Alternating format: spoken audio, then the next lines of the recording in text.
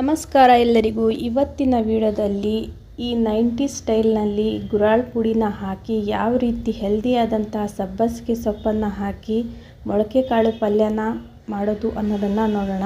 ತುಂಬಾ ರುಚಿಯಾಗಿ ಇರುತ್ತೆ. ಹಾಗೆ ನೀವು ಈ ರೀತಿ ಮಾಡಿದರೆ ಈ ಅಜ್ಜಿ ಅಮ್ಮ ಮಾಡ್ತಾ ಇರೋ ನೆನಪು ಕೂಡ ಬರುತ್ತೆ. ಯಾವ ರೀತಿ ಮಾಡೋದು ಅನ್ನೋದನ್ನು ಸಿಂಪಲ್ಲಾಗಿ ನೋಡೋಣ. ಫಸ್ಟ್ ನಾನಿಲ್ಲಿ ಗುರಾಳನ್ನು ಹುರಿದು ಸ್ವಲ್ಪ ಪುಡಿ ಮಾಡಿ ಇಟ್ಕೊಂಡಿದ್ದೀನಿ. ಇವಾಗ ಒಂದು ಬಾಣಲಿನ ಇಟ್ಟು ಅದಕ್ಕೆ ಸ್ವಲ್ಪ ಅಡುಗೆ ಎಣ್ಣೆನ ಹಾಕ್ತಾ ಇದ್ದೀನಿ. ಹಾಗೆ ಯಾರೆಲ್ಲ ವಿಡಿಯೋ ನೋಡ್ತಾ ಇದ್ದೀರಾ ವಿಡಿಯೋಗೆ ಲೈಕ್ ಕೊಡಿ. ಹಾಗೆ ಹೊಸಬ್ರು ಚಾನಲ್ಗೆ ಭೇಟಿಯಾಗಿದ್ದರೆ ಸಬ್ಸ್ಕ್ರೈಬ್ ಆಗಿ ಬೆಲ್ ಐಕನ್ನ ಆನ್ ಮಾಡ್ಕೊಳ್ಳಿ.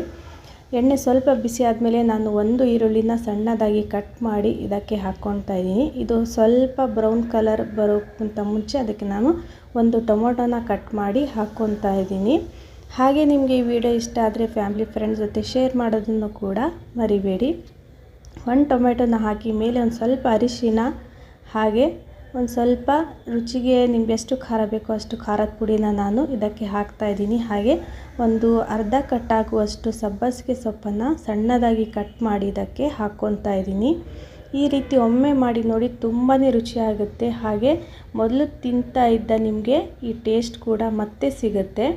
ಹಾಗೆ ಇದಕ್ಕೆ ನಾನು ಈ ಮೊಳಕೆ ಕಾಳನ್ನು ಹಾಕ್ತಾ ಇದ್ದೀನಿ. 1-2 ಕಪ್ ಆಗುವಷ್ಟು ಮೊಳಕೆ ಕಾಳಿದೆ. ಇದನ್ನು ಸ್ವಲ್ಪ ಈ ರೀತಿ ಚೆನ್ನಾಗಿ ಎಣ್ಣೆಯಲ್ಲಿಯೇ ನಾನು ಇದರಲ್ಲಿ ಸ್ವಲ್ಪ ಫ್ರೈ ಮಾಡ್ಕೊತಾ ಇದ್ದೀನಿ. ಈ ರೀತಿ ಇದಕ್ಕೆ ಒಂದು ಸ್ವಲ್ಪ ಅರ್ಧ ಕಪ್ ಆಗುವಷ್ಟು ನೀರನ್ನು ಹಾಕಿ, ಜಾಸ್ತಿ ಹಾಕೋಕ್ಕೆ ಹೋಗಬೇಡಿ. ಸ್ವಲ್ಪ ಇದು ಮೊದಲು ನಾವು ಇದಕ್ಕೆ ಒಂದು ಸ್ವಲ್ಪ ರುಚಿಗೆ ತಕ್ಕಷ್ಟು ಉಪ್ಪು, ಹಾಗೆ ನಾನು 1 ಸ್ಪೂನ್ ಆಗುವಷ್ಟು ಮೊದಲು ಇಲ್ಲಿ ಗುರಾಳ್ ಪುಡಿನ ಹಾಕ್ಕೊತಾ ಇದ್ದೀನಿ. ಫಸ್ಟ್ ಇದು ಬೇಯಿಸ್ಕೊಂಡಾದಮೇಲೆ ಮತ್ತು ನೆಕ್ಸ್ಟ್ ನಾವು ಇದಕ್ಕೆ ಸೇರಿಸ್ಕೋಬೇಕು ಇನ್ನು ಕೆಲವು. ಇದನ್ನು ಫಸ್ಟ್ ನಾವು ಇವಾಗ ಚೆನ್ನಾಗಿ ಇದನ್ನು ಬೇಯಿಸ್ಕೊಳ್ಳೋಣ. ಚೆನ್ನಾಗಿ ಇದರಲ್ಲಿರುವ ನೀರು ಫುಲ್ಲು ಡ್ರೈ ಆಗಬೇಕು. ಅಲ್ಲಿವರೆಗೂ ಈ ರೀತಿ ಮಧ್ಯದಲ್ಲಿ ಈ ರೀತಿ ತಿರುಗಿಸ್ತಾ ಫುಲ್ ನೀರು ಹೋಗುವವರೆಗೂ ಇದನ್ನು ಚೆನ್ನಾಗಿ ಬೇಯಿಸ್ಕೊಳ್ಳಿ. ಬನ್ನಿ, ಇವಾಗ ನೀರು ಇದರಲ್ಲಿ ಪೂರ್ತಿಯಾಗಿ ಡ್ರೈ ಆಗಿದೆ. ಈ ಟೈಮಲ್ಲಿ ಇವಾಗ ನಾವು ಗ್ಯಾಸ್ ಒಲೆನ ನಾನಿವಾಗ ಆಫ್ ಮಾಡ್ಕೊತಾ ಇದ್ದೀನಿ. ಇವಾಗ ಪರ್ಫೆಕ್ಟಾಗಿ ಪಲ್ಯ ರೆಡಿಯಾಗಿದೆ.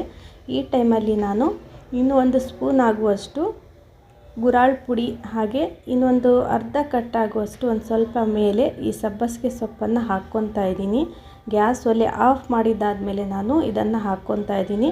ಇದನ್ನು ಚೆನ್ನಾಗಿ ಮಿಕ್ಸ್ ಮಾಡಿದ್ದಾದಮೇಲೆ ತುಂಬಾ ರುಚಿಯಾದಂಥ ಟೇಸ್ಟಿಯಾದಂತಹ ಈ ಮೊಳಕೆ ಕಾಳು ಪಲ್ಯ ರೆಡಿಯಾಗುತ್ತೆ. ಇದನ್ನು ಒಮ್ಮೆ ರೊಟ್ಟಿಯೊಂದಿಗೆ ನೋಡಿ, ತುಂಬಾ ಸಖತ್ತಾಗಿ ಇರುತ್ತೆ. ಮಾಡಿದ ತಕ್ಷಣವೇ ಎಲ್ಲರೂ ಖುಷಿ ಆಗ್ತಾರೆ. ಹಾಗೆ ನಮ್ಮ ವಿಡಿಯೋ ನಿಮ್ಗೆ ಹೇಗೆ ಅನ್ನಿಸ್ತು ಅನ್ನೋದನ್ನು ಕಾಮೆಂಟ್ ಬಾಕ್ಸಲ್ಲಿ ಹಾಕೋದನ್ನು ಮರಿಬೇಡಿ. ನಾನು ಮತ್ತೆ ಮುಂದೆ ಹೊಸ ವಿಡಿಯೋದೊಂದಿಗೆ ಭೇಟಿಯಾಗ್ತೀನಿ. ಅಲ್ಲಿಯವರೆಗೂ ವಿಡಿಯೋ ನೋಡಿದ್ದಕ್ಕಾಗಿ ಧನ್ಯವಾದಗಳು ಫ್ರೆಂಡ್ಸ್.